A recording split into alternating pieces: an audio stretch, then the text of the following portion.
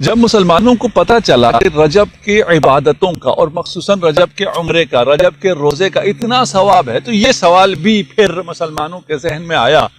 کہ جو اس مہینے میں، اس بابرکت مہینے میں عمرہ کرنے نہ جا سکے، آج کل کووڈ ہم نہیں جا سکتے، جو مریض ہے روزہ نہیں رکھ سکتا، وہ اس فضیلت کو، کوئی کم فضیلت نہیں ہے، اس فضیلت کو کیسے حاصل کر سکتا ہے؟ حدیث میں ہے کہ اس فضیلت کو وہ شخص جو روزہ نہیں رکھ سک رہا ہے، وہ شخص جو عمرے پہ نہیں جا سک رہا ہے، وہ اگر اس فضیلت کو حاصل کرنا چاہتا ہے، اس کے لیے راہ اطعام ہے، وہ رجب میں دسترخوان بچھائے، اپنے مومن برادران کو،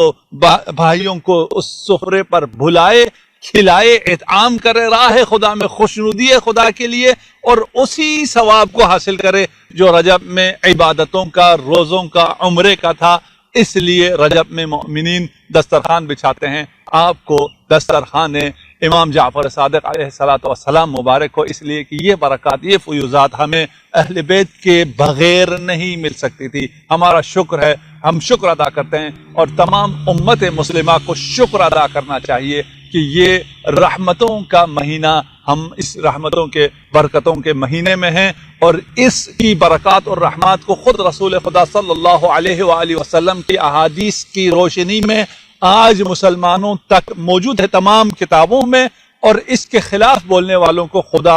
آج بھی رسوا کرے گا، اور قیامت کے دن تو انہوں نے رسوا ہونا ہی ہے۔